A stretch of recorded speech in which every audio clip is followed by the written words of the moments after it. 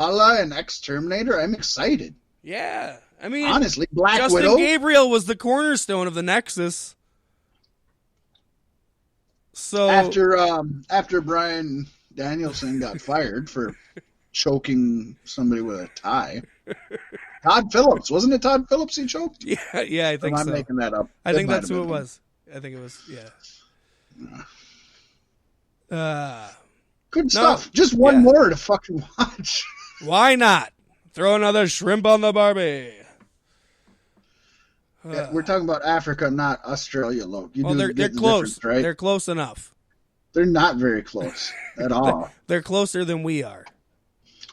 Not really. I think if you go, I'm pretty sure if you go west from America, you're closer to Australia than Africa is east from Australia.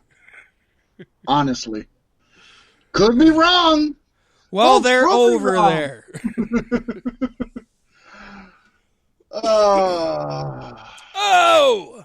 Time for some comings and goings, Fat Mack. Oh, I was just coming, honestly. Yep, and now it's time to go. Bye, folks. Nope. Second generation luchador Gino El Intouchable Medina has signed an exclusive multi-year deal for MLW. Court Bauer calls Medina a once-in-a-generation megastar in the making. Medina is 23 years old currently, but made his pro wrestling debut at the age of 6. I have not seen any of these matches, but after this news was broke, I went and looked up some information on him. I'm so excited to watch him wrestle, and I'm going to be watching some YouTube matches of his in the immediate future over the weekend because he sounds awesome. Yeah, I mean, if you've been wrestling since 6, I mean, Riho's good. I'm looking forward to seeing how good this guy is.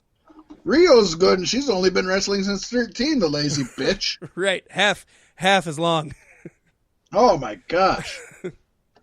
Paystee, NY1 News traffic anchor and reporter Elise Zwick announced Wednesday on social media that she's joined WWE to host This Week in WWE. She also tweeted, Beyond because she had a lot of D's for some reason. Is that like a jab at Power with all their R's? Actually, it probably is. She's beyond thrilled to join the WWE family, and then she put question marks after that, which I don't get what that's about. Family? Not sure. As long as it's not the Wyatt family. Right? Tune in to WWE Network. I'll be hosting every week with your buddy, your pal, Scott Stanford. This Week in WWE will air every Thursday night on WWE Network. Yes, before the end of the wrestling week with SmackDown. I don't know Fridays. her. I don't know her work, but good for her. I've always thought This Week in WWE was a useless WWE Network show, and it will continue to be that, especially with them having a studio Fox Sports 1 show, which seems to make way more sense. Yeah, I've never watched it. No, I think I watched it twice when the network once. was new because it was new and I wanted to watch the stuff, but... Right. Yeah. You'd think it'd be something that I'd want to watch because I don't watch Raw and SmackDown, right. So it's like, I can catch up on what's going on. Yeah, but you're I on don't Facebook. Care about that. Yeah, exactly. You get better. These shows aren't necessary, right? You get not slanted views of. Well, I mean, it's slanted, but it's slanted. Multiple but it's not perspectives WWE of the same thing. Yeah, you get multiple slants. Yes, and that's where sledding is fun. Yes. Hey, and it's snowing right now. Let's go. I'm kidding. Because Squared Circle Sirens is saying that WWE has reportedly signed top indie women's wrestler Shotzi Blackheart. Blackheart posted her October schedule to Twitter and responded to fan comments on possibly signing with WWE. All Wednesdays are open. Laughing emoji. LOL. If they need me, my DMs are open. There are no reports on if she was actually signed, let alone a start date. She is the current Shine Nova champion and the Sabotage War of Genders champion. So yeah.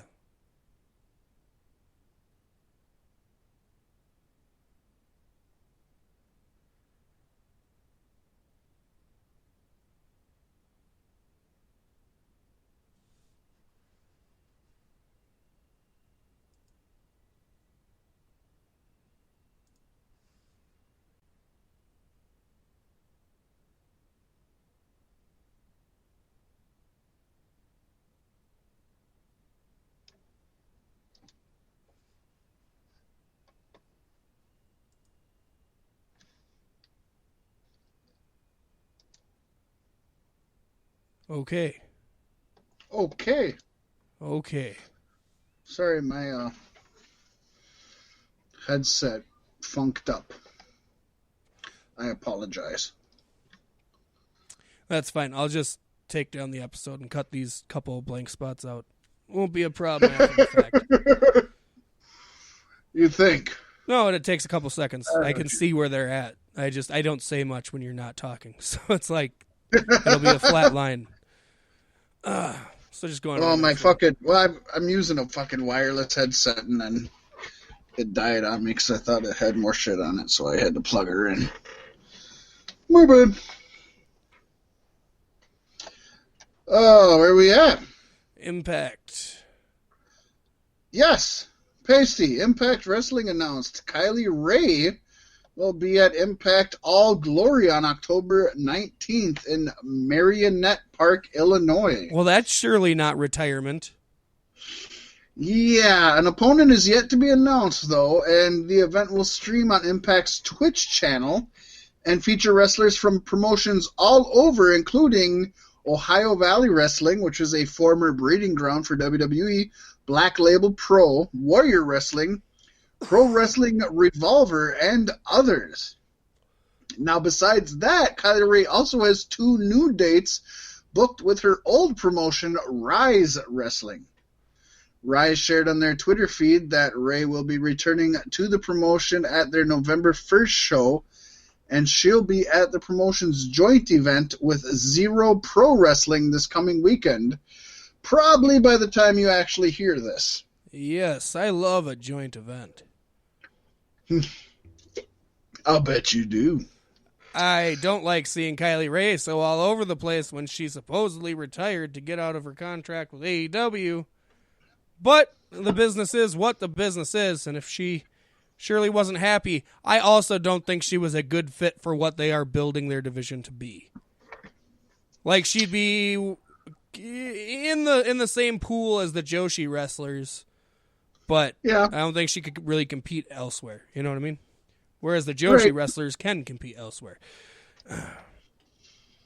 It's just kind of an interesting story from... It confirms my theory more and more, though. I don't know that it does. I feel like it does. I feel like it kind of... It sheds some light to the... You'd almost think it sheds some light to the AEW promotion as to how wrestler friendly is it? You know what I mean?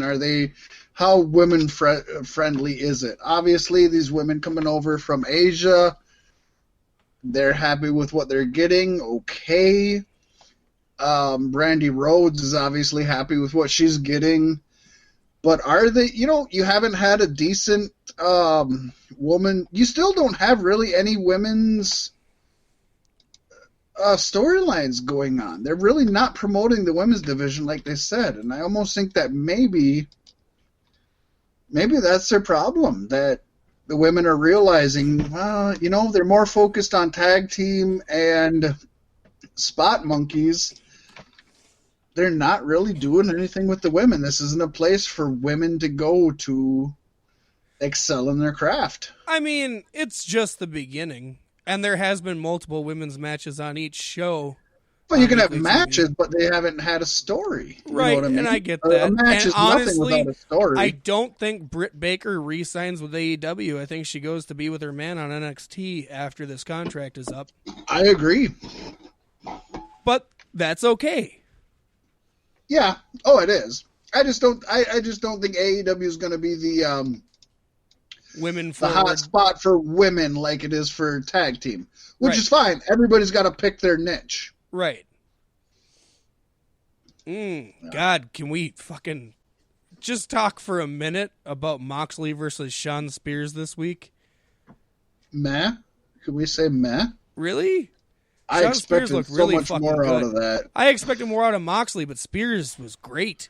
Spears was good, but Spears has always been better than what he's been able to show. And I like the Kenny Omega angle with the broom and the bat, and then that was cool with him bringing back the cleaner. Getting involved.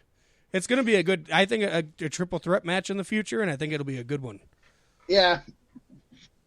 I think the whole, if we're going to talk about AEW, the whole episode was good. It was a TV show episode, but it wasn't anything that was like, I think they need to make people want to watch it. And I don't think there was a lot on that show that made me want to come back to it, other than I'm a wrestling fan. Let me put it this way. People randomly clicking through the channel are not going to want to come back and watch it. There wasn't a lot. Chris Jericho calling the rest of his stable the best friends in his entire wrestling career was a total eye roll moment. It was dumb, yeah. I do like the Inner Circle name. I dig that. Yep. The T-shirt's pretty cool. The symbolism is kind of wrong, but it's cool. Yeah, they need to get rid of Sammy Guevara. He adds nothing to it. In fact, I think he hurts it. I think as a heel, he's pretty perfect because he's got the face that every guy wants to punch. No, he doesn't. He just sticks his tongue out. That's it. That's literally all he does. Even without it, that fucking his smile and shit. I don't know. I've known people that look a lot like him in my life. I've known a lot of people that look like him in my life, and they don't stick their tongues out, and that's just kind of face that I want to punch as a human being. MJF has that smug face that you want to punch. Yeah.